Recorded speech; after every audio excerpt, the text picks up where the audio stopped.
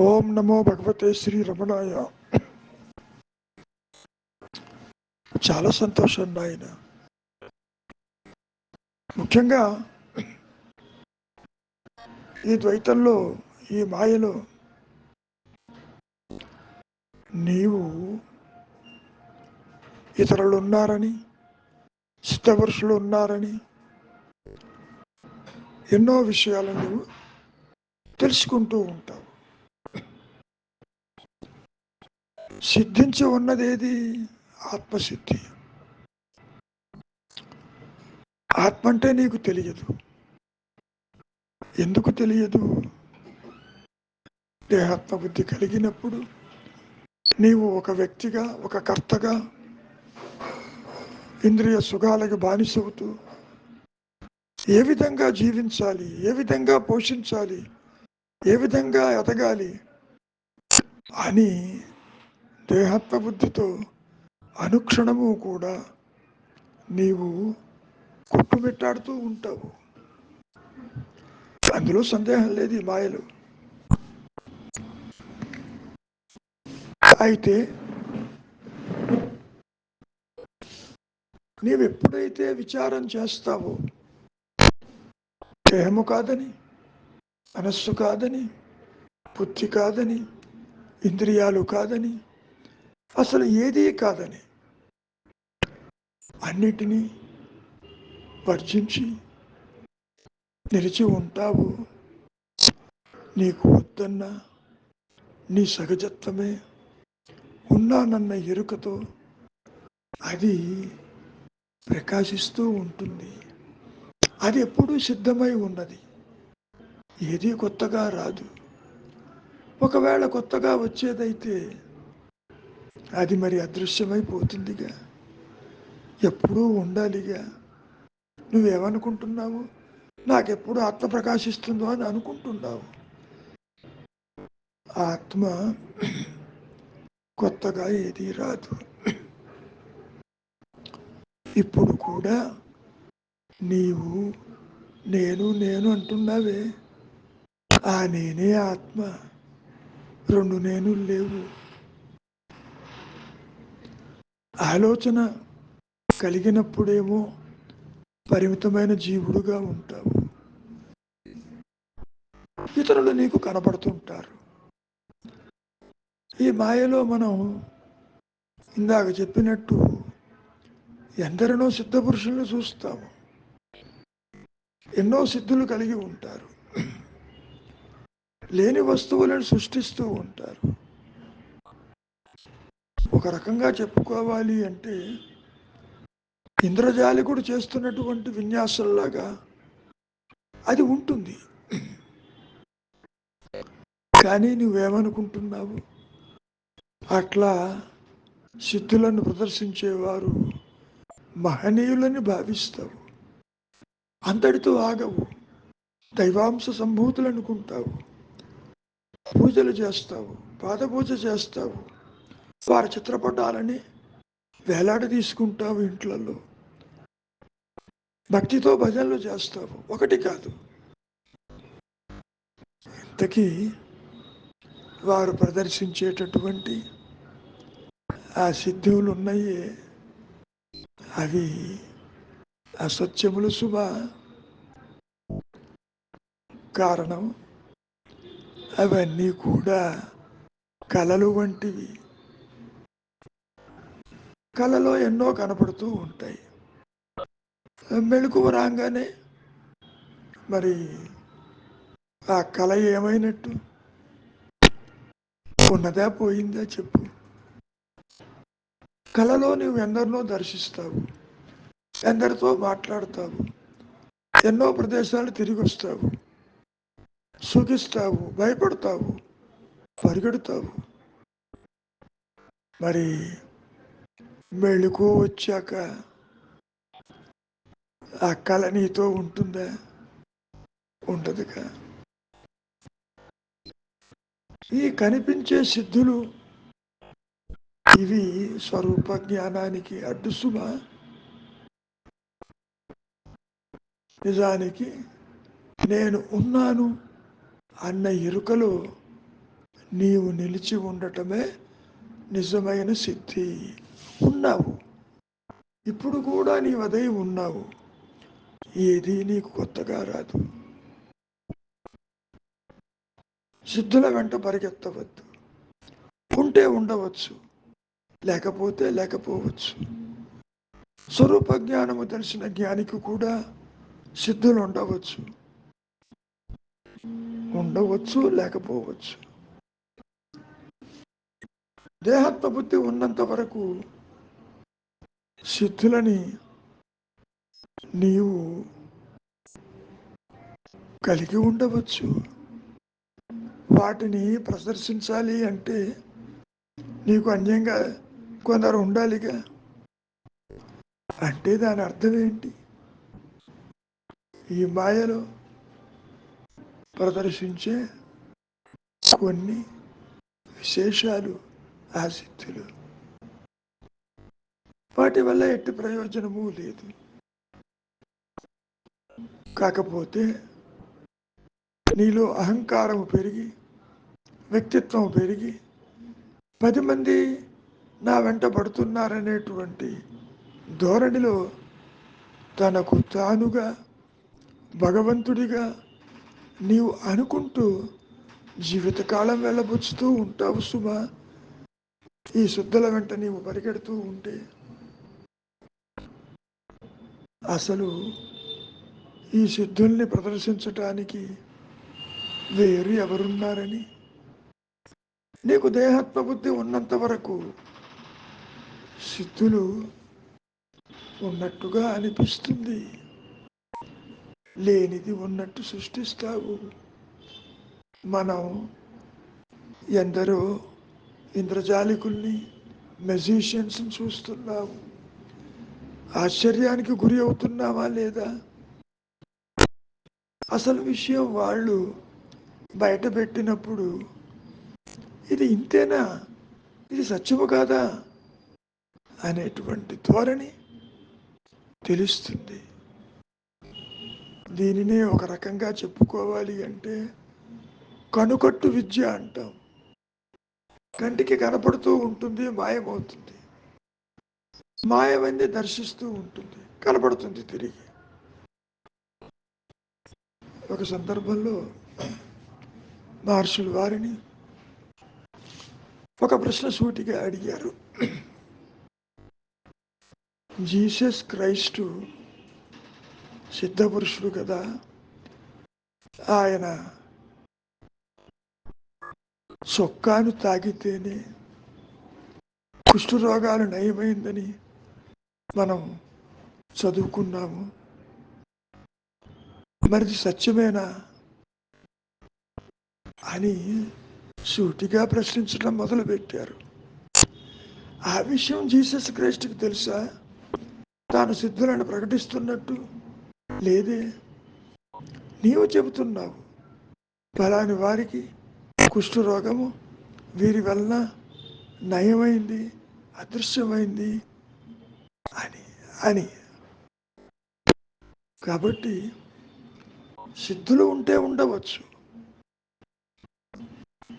వాటిని వ్యక్తిగతంగా ప్రదర్శిస్తున్నారని నువ్వు ఎందుకు అనుకుంటావు?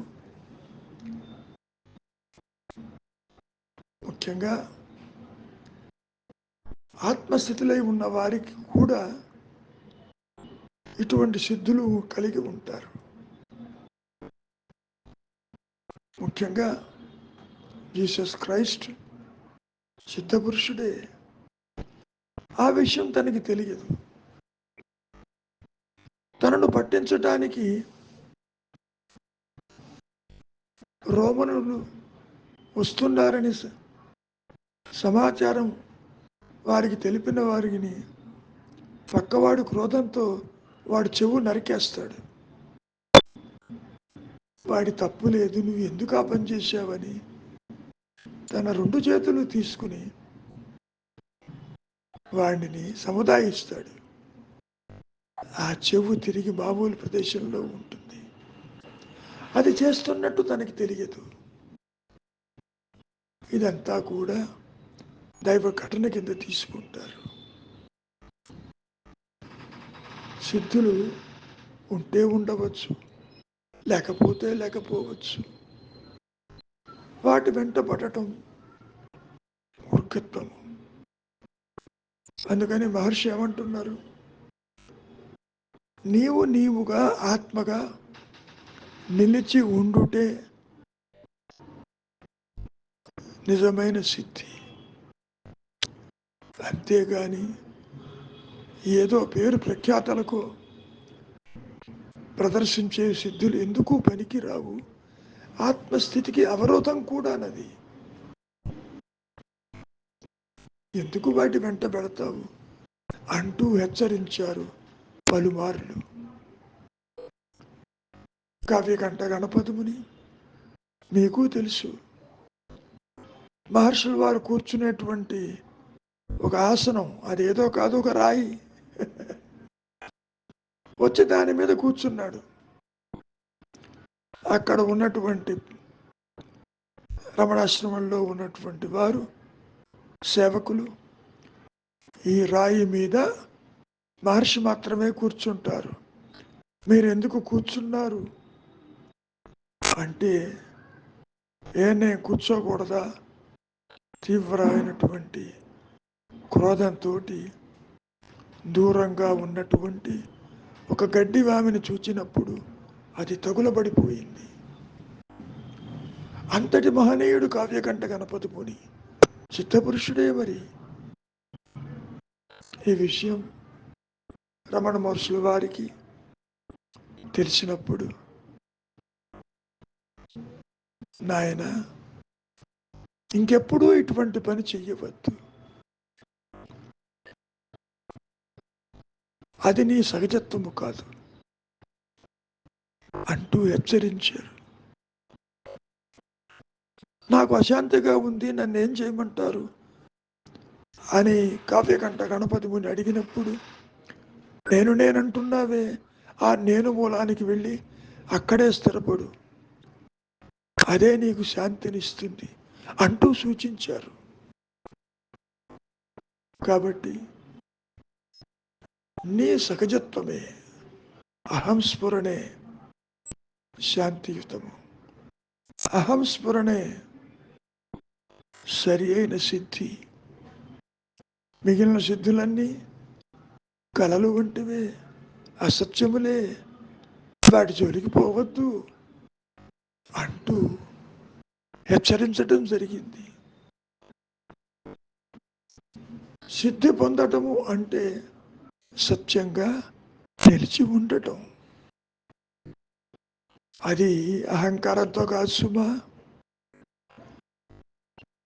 ఆత్మస్థితి యందు జీవుడెక్కడ, జగత్తెక్కడ, ఈశ్వర భావనలెక్కడ, సృష్టి ఎక్కడ, అవస్థలెక్కడ, అంతా అదృశ్యమైపోయిందిగా మరి.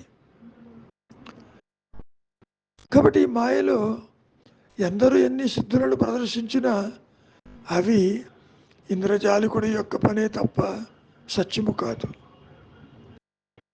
వాటికి దూరంగా ఉండు. అవి నీ స్వరూప జ్ఞానానికి అవరోధం కలిగిస్తుంది సుమా. నీ ఆలోచనే నీకు అవరోధము. మరి ఇతరుల మెప్పు కొరకు, కీర్తి కొరకు నీవు వాటిని ప్రదర్శిస్తూ ఉంటే నీవు ఎన్ని జన్మలు ఎత్తినా ఆత్మ ఎలా ప్రకాశిస్తుంది అంటూ హెచ్చరించారు రమణ మహర్షులు వారు. కనుక ఆల్రెడీ ఉన్నది, ఉన్నానన్న ఎరుకగా నీవు నిలిచి ఉండు. అదే సరి అయిన సిద్ధి, అదే సత్యసిద్ధి, అదే అనంతము, అదే ఏకము, అదే ఉన్నది, అదే తురీయము. మిగిలిన అవస్థలు కానీ, జాగ్రత్త స్వప్న సుషుప్తులు కానీ, అన్యత్వము కానీ, ఇదిగో సిద్ధుల ప్రదర్శన కానీ, ఇవన్నీ కూడా పూర్తిగా స్వప్నతుల్యములు, నిరాధారములు, కనపడిపోయే దృశ్యం లాంటివి. కలలో ఎన్నో కనపడతాయి. నీవు మెలకు వస్తే అవన్నీ నీతో వస్తున్నాయా? లేదు కదా. ఇక్కడ కూడా అంతేను. మంచిది, విచారించండి. శుద్ధుల వెంట వెళ్ళవద్దు. అహంకారము పెరుగుతూ ఉంటుంది. ముందు నీవెవరివో తెలుసుకో. నీవుగా ఉండు. సిద్ధులు ఉంటే ఉన్నాయి, లేకపోతే లేవు. దాని కొరకై నీవు ప్రయత్నం చేయటం కానీ మారటం కానీ చెయ్యవద్దు. మంచిది. మౌనమే నీ సహజత్వము. నిన్న మాట్లాడారు. ఓకే ఏండి, నిన్న అందరూ చాలా చక్కగా స్పందించారు. రవి కుమార్ పెట్టే కదా message, cat cat into the back. చాలా సంతోషం. ఓకే, ఏమన్నా పద్మజ మొదలు పెడతా? గురువు గారు, రవికుమారు విశ్వరూపం చూపించాడు. స్వస్వరూపం దర్శించాడు, చూపించలే. స్వస్వరూపం చాలా బాగుంది. చక్కగా ఈజ్ ఎ గుడ్ ప్రజెంటర్. అవునండి.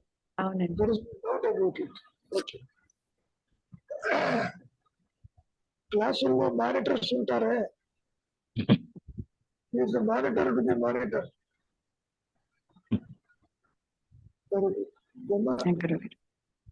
గురువు గారు, సిద్ధమై ఉన్న సద్వస్తువులో స్థితమై ఉండటమే సిద్ధి. సరే, ఎవరు ఉండాలి?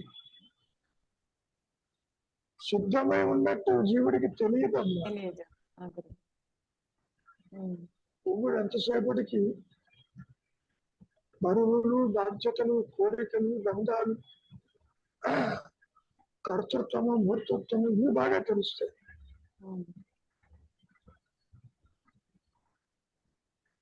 తత్వవశ వాక్యాల్లో నీవే అదని చెప్పిన అది సిద్ధమై ఉన్నట్టు జీవుడి పరిధిలో ఉండదు. మహర్షి చెప్పడం బాగానే ఉంది, సత్యమే అది. కానీ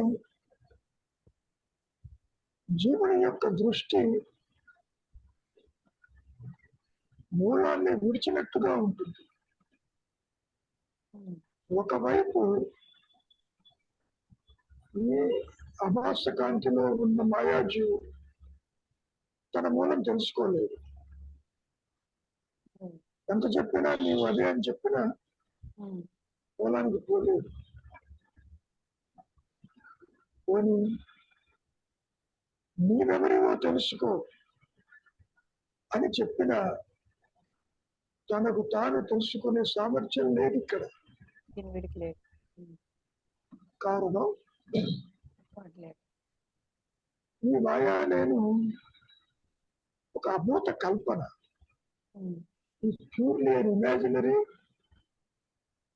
నిజంగా అది లేదు అక్కడ.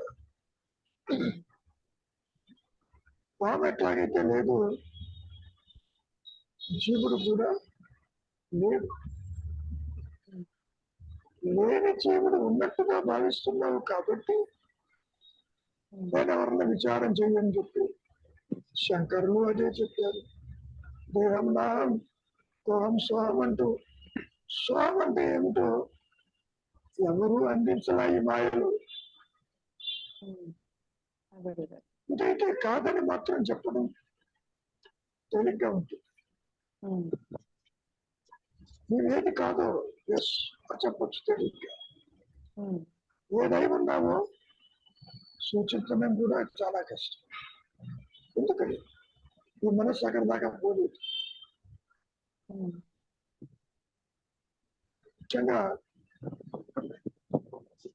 దేహం నాడి అంటున్నావే తప్ప ఆ నాడి అనే దేహంతో నువ్వు నిద్రించటం లేదు, కలగంటం లేదు, నిజంగా పుట్టడం లేదు, చావటం లేదు. చాలా క్రిటికల్ ఉంటుంది. మనం ఎంత చెప్పుకున్నా అది సిద్ధించి ఉన్నది, అదిగా నీవు ఉండటమే అనేది నిజమైన సిద్ధి అని జీవుడు అక్కడికి పోలేడు. జీవుడు, ఈ మాయా జీవుడు ఒక క్యాండిల్ లాంటి వాడు. సూర్యుడి దగ్గరికి పోయి తెలుసుకుందామంటే కరిగిపోతాం. సూర్యకాంతి క్యాండిల్ కాంతి ఒకటే అని చెప్పిన ఈ కాంతితో, ఈ ఉన్న సాపేక్ష జ్ఞానంతో, ఈ స్వయం ప్రకాశం లేనటువంటి అభాస కాంతితో పూర్ణ జ్ఞానం అనేది గుర్తించడం ఇస్ అవుట్ ఆఫ్ క్వశ్చన్. అందుకంత క్రిటికల్ గా ఉంటుంది. కాబట్టి అనుగ్రహం చేత అని చేతులు దొరుకుతున్నారు పాయింట్. ఇప్పుడు అందరూ తెలుసుకోవచ్చుగా. కృష్ణ పరమాత్మ ఒక సర్టిఫికెట్ ఇచ్చాడు. ద్వాపరయుగంలో వేల మందిలో ఒకరే నన్ను తెలుసుకుంటాడు, చేరుతాడు. ఇవాళ మారిపోయినాయి. ఇప్పుడున్న పాపులేషన్ క్రైటీరియా చైనా కంటే మనం ముందున్న ఏ ఒక్కడు సత్యాన్ని తెలుసుకోలేడు. చాలా క్రిటికల్ గా ఉంటుంది.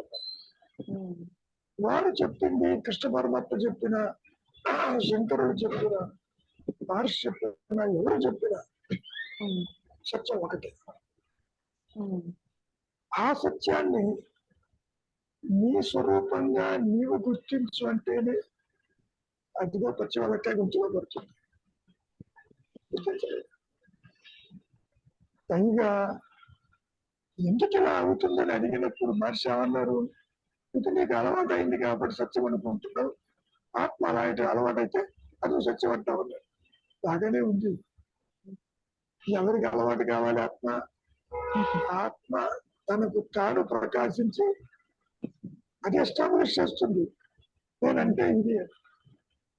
అప్పుడు నీవు ఎక్కడికి పోయినా ఆ జ్ఞానంతోనే తిరుగుతావు మాయలు.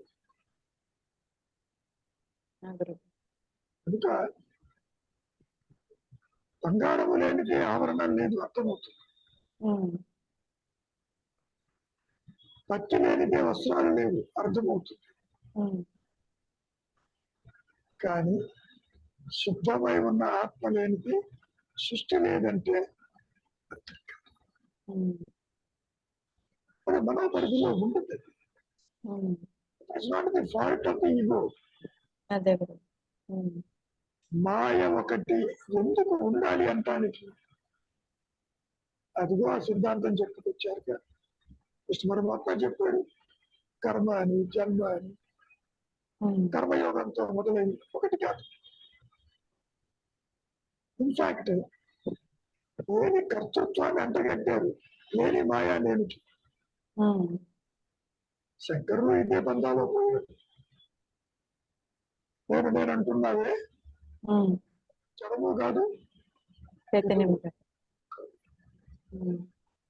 మహర్షుల దగ్గరికి వచ్చేసరికి ఆది నుంచి అహంకారం తృణీకరించి లేకపోతాడు. నీవు లేవు అంటే ఇంకా కన్ఫ్యూజన్ ఎక్కువ అవుతుంది. ఎంతో లేదు, కర్మ చేస్తున్నాను, సంపాదిస్తున్నాను, సుఖ దుఃఖాలు అనుభవిస్తున్నాను, బంధాల్లో ఉన్నాను, బాధ్యతలో ఉన్నాను, నీ పనులు చేస్తూ నీవు లేవు, నీవు ఇది కాదంటే వీడికి అటేంటి వాయుడు.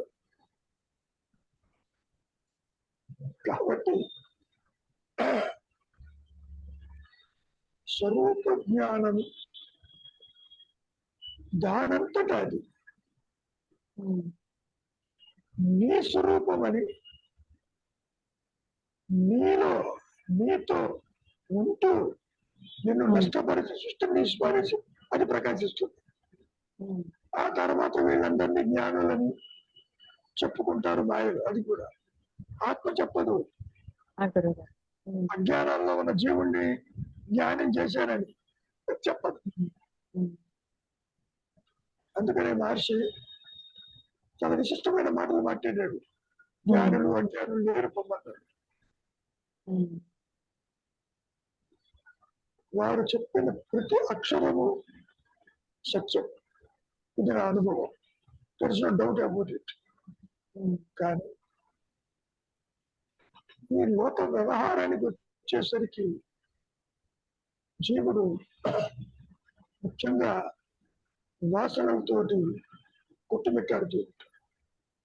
బాధ్యత అంటాడు, పంచి అంటాడు, ఇతరులు ఉన్నారంటాడు, ఇది అన్యాయం జరిగిపోయిందంటాడు, న్యాయం చేయలేదంటాడు. వాడి ఇష్టం చెప్పుకుంటూ పోతారు ప్రతి ఒక్కళ్ళు. ఈ సందర్భంలో మహర్షి ఏమన్నారు? There are others, there are no others. అది అసలు ఉంది మనకు. ఇతరులు లేరు అని చెప్పినప్పుడు నువ్వు నిద్రలు వేస్తే అంత అందంగా చూస్తున్నావు, సంసారాన్ని చూస్తున్నావు, భార్యాబిడ్డలు చూస్తున్నావు, ఇతరులు చూస్తున్నావు, రాకపోకలు చూస్తున్నావు, ప్రదేశాలు చూస్తున్నావు, ఇక్కడ మరణాలు అనుభవిస్తున్నావు. కాబట్టి అమ్మా,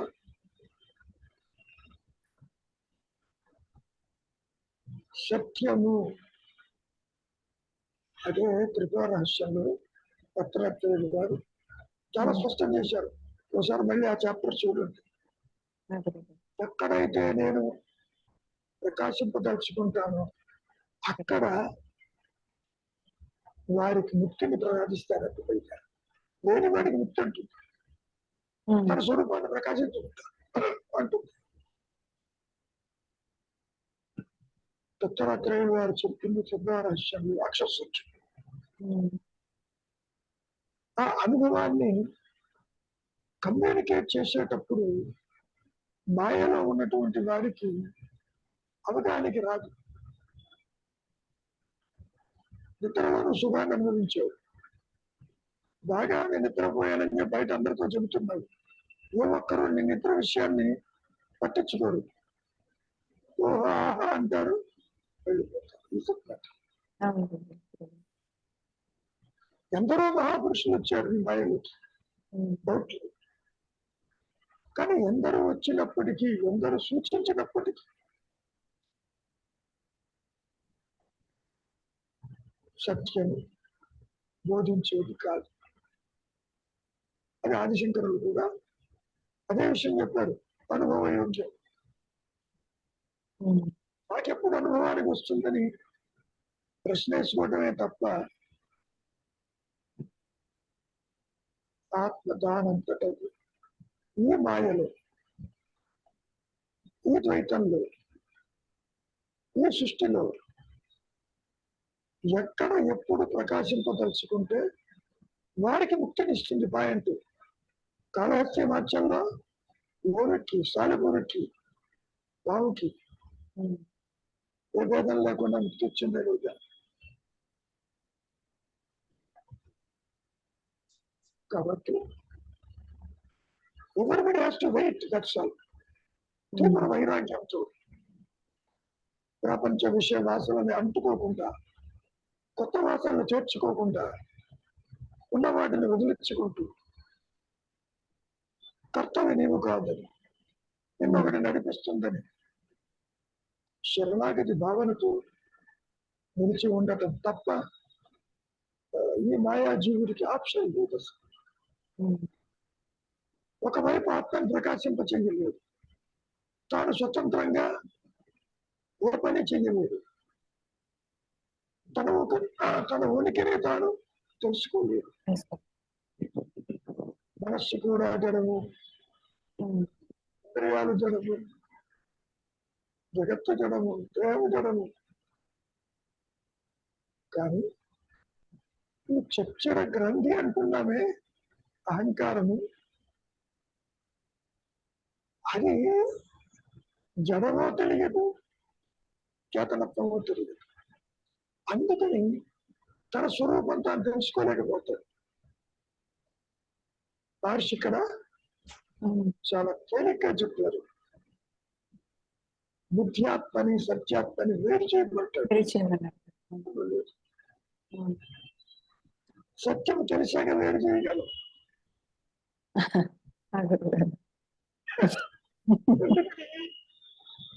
సత్యంగా మనతో అలవాటవుతుంది. సత్యం వచ్చింది కానీ దాన్ని పట్టించుకోవు. ప్రశ్నిస్తాడు. చాలా విచిత్రంగా ఉంటుంది. ఇంత తెలిసింది కాబట్టి ఆత్మజ్ఞానము గురువు అందించడు, అంతటితో కథాపైపోయింది. శాస్త్రాల్లో ఉండదు, ఎవరు అన్ని చక్కగా చెప్పారు. ఒక అవుతుపోయామో ఉంటుంది. మౌనము, శరణాగతి, ఓని, మానసిక నిరోధము, మౌన నిరోధము చేసినంత మాత్రాన అది ప్రకాశిస్తుందా? అది లేదు. ఇది ఆశ.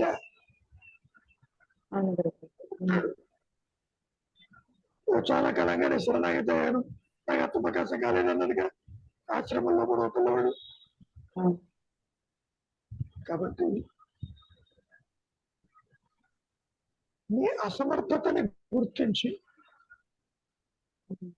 టోటల్ సరెండర్ గా దైవానికి కానీ, గురువుకి కానీ, ఆత్మకు కానీ పరిశోధనవే పోని సరెండర్ అయి వెయిట్ చేస్తున్నావా? నాకు ఇంకా ఆత్మప్రకాశం కాలేదంటున్నావు. సరెండర్ అయిన వాడు కూడా అంటే ఈ మాట కూడా చెప్పారు మహర్షి. పూర్తిగా సరెండర్ అవ్వడం కష్టము, అంచెలంచెలుగా సరెండర్ గా ఉంటాడు. ఏదేనమ్మా, లేని అహంకారానికి ఇన్ని శాస్త్రాలు, ఇన్ని మార్గాలు, ఇన్ని బోధలు, ఇన్ని పద్ధతులు మాయలో ప్రకాశిస్తూనే ఉంటాయి. సో ఇంత తెలివి గల వాడిని దేహం ఎలా పనిచేస్తుందో తెలుసా నీకు? ఒక కణం ఎలా పనిచేస్తుందో తెలుసా? ఒక బ్లడ్ సెల్ ఎలా పనిచేస్తుందో తెలుసా? హౌ ది బ్రెయిన్ వర్క్స్ తెలుసా?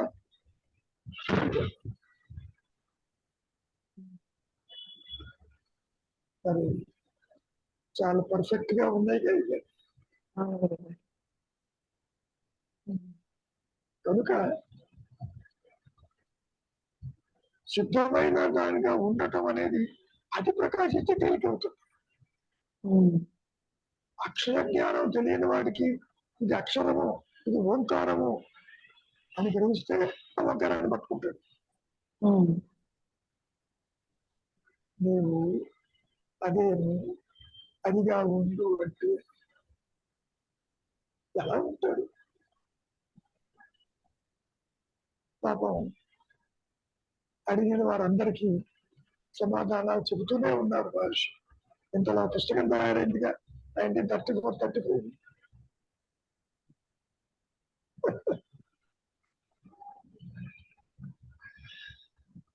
ఎందుకు ఎప్పుడు అది ప్రకాశిస్తుందనేది ఈ మాయలో ఎవరూ చెప్పలేరు, జ్ఞానులు కూడా చెప్పలేరు. అనుకున్నా కాసేపు జ్ఞానులు నాకెప్పుడు ఆత్మ ప్రకాశం అవుతుందని చాలా మంది అడిగారు మహర్షి. నీకు అన్నీ తెలుసు కదా చెప్పమన్నారు. నాకేంటి ఉన్నదానికి అన్నాడు తప్ప ఎప్పుడు ఉండేదానికి టైం ఫ్యాక్టర్ ఏంటి? So you cannot make yourself shy, but you know who you are. కాకపోతే ఈ ఇంద్రియాలకి ఈ చిత్రాలను చూసినప్పుడు ఆకర్షితుడు అవుతాడు. అనే శుద్ధుల వల్ల ఏమైనా పరివర్తన కలిగి వీడు సత్యం వైపు వెళ్తాడా? అది ఎంతసేపటికి శుద్ధులు ప్రదర్శించడానికి భయం చేస్తారు, మతాలుగా మారిపోయినాయి. Are the followers of XYZ అంటాడు అంతూడికి. వీడికి ఒరిగింది ఏం లేదు. ఇవన్నీ స్వత్వతుల్యాలు, ఇది అసత్యములే అంటే నమ్మిన వాడికి మింగుడు పడదు, ప్రదర్శించేవాడు అసలు యాక్సెప్ట్ చేయడు. ఈ జనమాయలో ఎలా ఉంటుందంటే శక్తి ప్రదర్శించగానే దానికి ఒక ఫ్యాన్ ఫాలోయింగ్ తయారవుతుంది. నాకు అది ఇచ్చారు, ఇది ఇచ్చారు, ఆయన భగవంతుడేను. ఈ విధంగా ఆత్మవంచన జరుగుతుంది అక్కడ. ఆత్మవంచన అంటే అహంకారం కత్తి ఉంచి పరిగెత్తు ఉంటాడు, నమ్ముతాడు ఎప్పటికైనా ఆయనే నాకు మోక్షం ఇస్తాడు. మహర్షి అంత చెప్పినా ముక్తి అనేది రాదు ఇతర నుంచి. ఆత్మ ప్రకాశించిన ఆత్మ గురించి పక్కకు పారేసి ఈ లౌకికమైన జీవితంలో కొట్టుమిట్టాడుతూ ఉంటారు, తిరుగుతారు. బర్త్డే సెలబ్రేషన్స్ అంటారు, గాడ్ మెన్ అంటారు, ఒకటి కాదు కూడా. ఏమైనా రవి ఆ భూమిలో దిగవద్దు పాయింట్. చేతనవుతుందా? వైరాగ్యమైనటువంటి స్థితి ఏర్పరచు, కర్మలు ఆచరించు, కర్తవ్యం కాదు.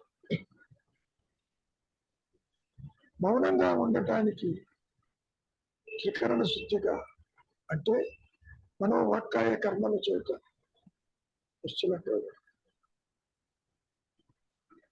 ఆ తర్వాత ఏమవుతుందనే ప్రకృతి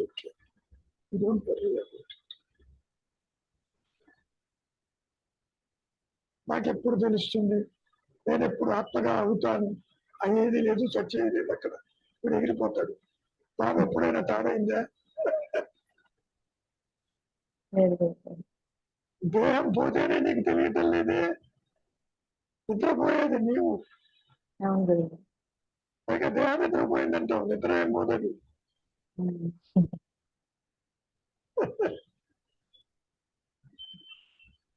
ఆలోచనే మనిషిని బంధిస్తుంది. Very simple. ఆలోచన రహితమే సత్యము, అది ప్రకాశించాలి. నాకు ఈ మధ్య ఆలోచనలు రావటం లేదు, నేను కాముగా ఉన్నానని చాలా మంది అనుకుంటూ ఉంటారు. ఆలోచన రాలేదని నువ్వు ఇంకా గుర్తిస్తున్నామని అది ఆలోచనే. గుర్తించేవాడు ఉన్నాడు కదా. నేను నిశ్చలంగా ఉంటున్నాను, అది ఆలోచన. There is no path, there is no reaching, there is no becoming. జీవుడు ఆత్మ అవటం కాదు. నీ మనస్సులో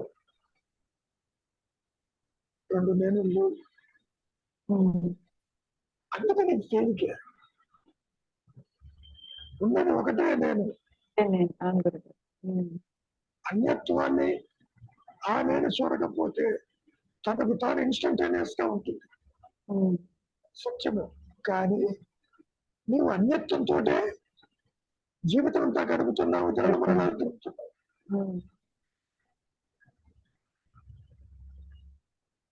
అనుగ్రహం అక్కడ ఉన్నప్పటికీ, అది ప్రకాశిస్తున్నప్పటికీ నీ దృష్టి, నీ మాయ దృష్టి మూలంలోకి పోకుండా బయటకు పోతుంది. అదే ఆలోచన. ఒక నిశ్చలమైనటువంటి కొలను నీళ్ళల్లో ఒక రాయి వేస్తే తరంగాలు వస్తాయి. ఇక్కడ కూడా ఆలోచన అనేటువంటి ఒక సంకల్పం సంబంధించినటువంటి తరంగాలు ఏర్పడతాయి. ఎక్కడ పడతాయి? నీళ్ళల్లోనే ఏర్పడతాయి. నీళ్ళని విడిచి ఉంటారు తరంగాలు, సముద్రాలు విడిచి అలలు.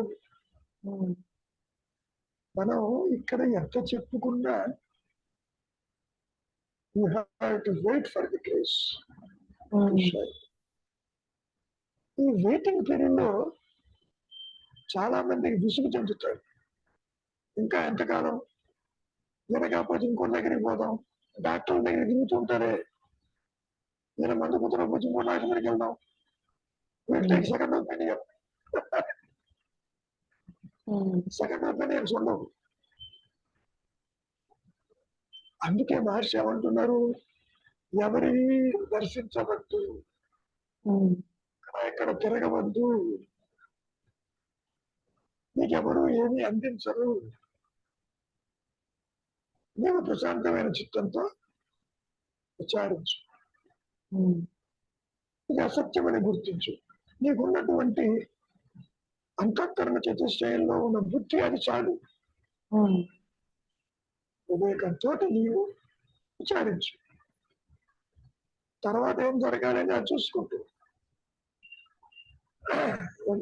కనుక దాన్ని పక్కకు పెట్టి ఏదో కొత్తగా రావాలను యూ వాంట్ టు బికమ్ ఆత్మ is out of question, becoming లేదు. తాను బికమింగ్ అవుట్ ఆఫ్ క్వశ్చన్. వెండి బికమింగ్ చెప్ప అవుట్ ఆఫ్ క్వశ్చన్. కారణం అసలు జీవుడే ఒక ఊహా వస్తువు. లేనివాడు సత్యం ఎట్లా అవుతాడు? తెలుసుకో తెలుసుకో అని ఎంత చెప్పినా తెలుసుకునేది కాదు, తెలియబడేది కాదు. అష్టదిగ్బంధ చేసినట్టే దానికి. కానీ వస్తువు లేనిదే నీడ లేదు. ఒక నీడ లాంటిది అనుకోకూడదు అంటారు. నీడ వస్తువుని తెలుసుకోలేదు, వస్తువు లేకుండా నీడ లేదు. సద్వస్తువు ఆత్మే, పర్ఫెక్ట్లీ రైట్. అది ఎక్స్క్లూజివ్ గా తనకు తాను రివీల్ చేసుకుంటుంది, నీలో రివీల్ చేస్తుంటాడు, నీకు బయట చెయ్యదు. నువ్వేది అహంకారము పరిమితత్వంతో ఉన్నావో, దేంతో ఉన్నావో, నీ మస్తిష్కంలో నీ మనస్సులో అది ప్రకాశించి రెండో నేను లేకుండా చేస్తుంటాను.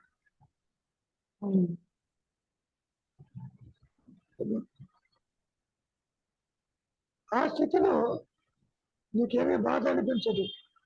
అంతవరకు దుఃఖిస్తావు, నాది నాది అనుకుంటూ. దుఃఖించేవాడు ఉండడు. మళ్ళీ బయటకు వస్తే ఇదంతా ఆత్మే కదా, ఇతరులు ఎక్కడ ఉన్నారు, ఇతరులు లేరు. ఎవరు పుట్టి చనిపోయినా వల్ల ఈ అహంకారం దుఃఖిస్తుంది. వెనకే ఠికానా లేదు, వాళ్ళకేముంటుంది. కనుక ఒక ఎగ్జాంపుల్ చెప్పారు మహర్షులు వారు, శంకరుడే చెప్పారు. శాలకురుడు దారాన్ని తీసుకుని మళ్ళీ దారం లోపల తీసుకుంటాడు. పైనుంచి వేలాడుతున్నట్టు అనిపిస్తుంది, కాసేపట్లో పట్టుకుని లోపలికి వెళ్ళిపోతుంది. ఈ దారం ఏమైనట్టు అంటే సృష్టికర్త సృష్టించి దాన్ని తనలోకే తీసుకుంటాడు శాలకురుడు లాగా అని చెప్పడం. పోనీ ఆత్మ ఏమైనా సృష్టించిందా? లేదు. ఇవన్నీ మనం మాయలో చెప్పుకునే కొన్ని విశేషాలు. అంతవరకు ఆత్మకి అన్యంగా ఏది లేదు. ఇక్కడ నీవు అన్యత్వాన్ని చూస్తున్నావు, నీకు అంతా అన్యమే. దేహము, సంసారం, జగత్తు, జగము, నీ సహజత్వం అక్కడ ఉన్నా అది కూడా నీకు అన్యంగా ఉంది. అందుకని నాకు తెలియటం లేదంటావు. అది సరే. ఏమైనా రవి ఇంకేమైనా ముందు పడకపోతే చెప్పు. సిద్ధించి అంటే ఇక్కడ సిద్ధించి ఉంది కాబట్టి ఈ మార్పులు ఇలా జరుగుతున్నాయని. అంటే సూర్యుడు అలా ప్రకాశిస్తున్నాడు కాబట్టి అది సిద్ధించి ఉంది కాబట్టి అది ప్రకాశిస్తున్నాడు అన్నట్టుగా మనము అంటే ఆధారంగా. సూర్యుడికి భూమికి సంబంధం లేదు, కానీ నువ్వు అనుకుంటున్నావు సూర్యకాంతి వల్ల మనకు వైటమిన్ డి ఇవన్నీ వస్తున్నాయి. తెలిసి ఓకే.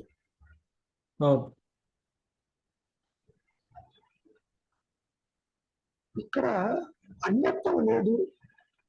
అనుకురానికి పాత్ర అవడానికి ఎవరున్నారు? ఉన్నత దేవుడు.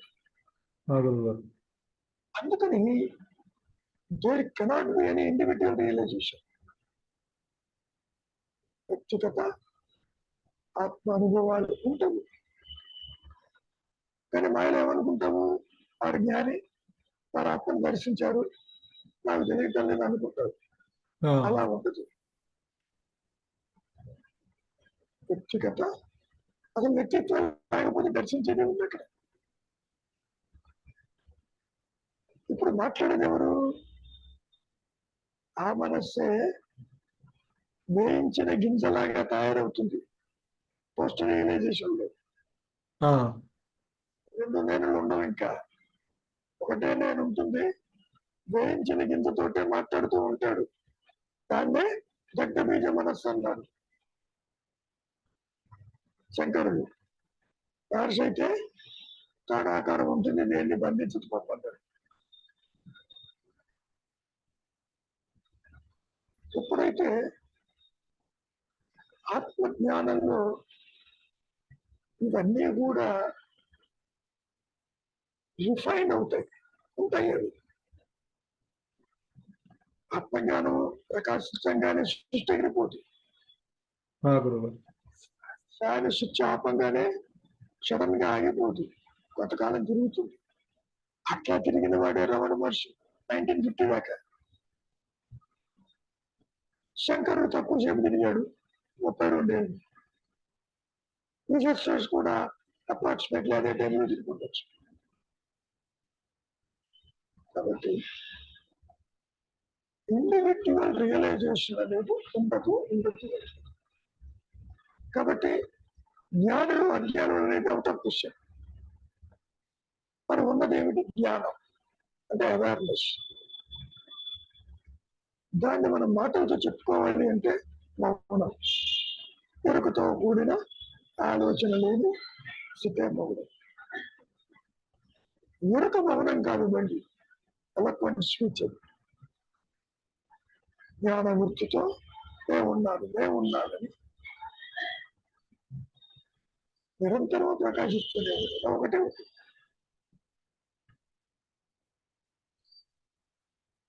నా పక్కన ఇంకేమైనా ఉందా?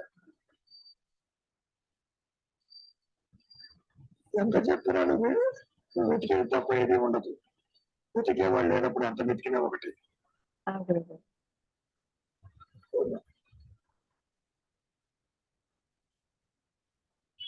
అవగాహన అనేది చాలా పరిమితమైంది.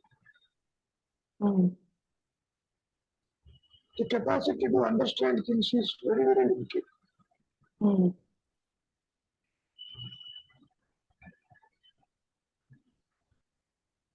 మౌనం is the best way. ఎప్పటికైనా సరే that will establish the truth by the Almighty and గురువుని ఆత్మ. ఆ అనుగ్రహం లేదే మీరు ఇక్కడ దాకా రారు కదా. ఇక్కడ దాకా వచ్చారంటే కూడా అనుగ్రహం ఉన్నట్టే.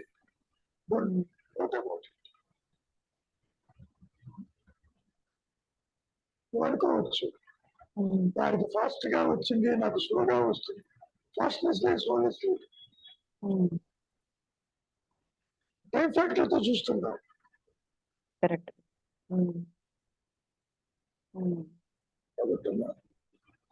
ఎవరు ఎవరికి ఏది అనిపించరు.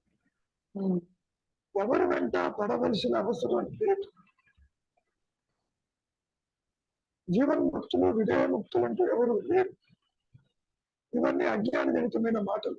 అదిగో ఆ సిద్ధులు అన్నట్టుగా సిద్ధ పురుషులు గాడ్ మెన్ అనుకున్నట్టు అట్లా ఉంటుంది. ఉన్నది సింపుల్ అవేర్నెస్, లేనిది సృష్టి. అంటే జీవుడు, జగత్తు, ఈశ్వరుడు లేదు. నువ్వు ఎన్ని సిద్ధాంతాలు, ఎన్ని శాస్త్రాలు చదువుకున్నా వాటి ప్రయోజనం నువ్వు విచారించడానికే తప్ప ఎందుకు పనికిరాదు. శాస్త్రజ్ఞానం వల్ల నీకు ఆత్మ ప్రకాశించదు, కర్మల వల్ల ప్రకాశించదు.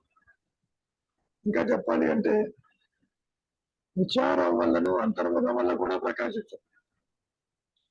ఎందుకని ఇవన్నీ చేసేది మాయ నేనే.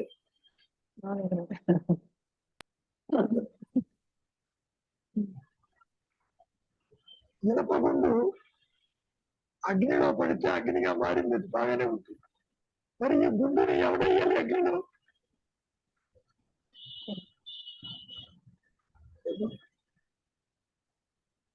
రెండు నేములు లేవు. అందరూ ఆత్మనే చూస్తున్నారు, అందరూ అనేవారు లేరు. ఆత్మ చూడదు, అయినా ఇది సాగిపోతూనే ఉంటుంది. మరి యుగాలు గడిచిపోయినాయి ఇక లాయలు, కొన్ని వేల సంవత్సరాలు.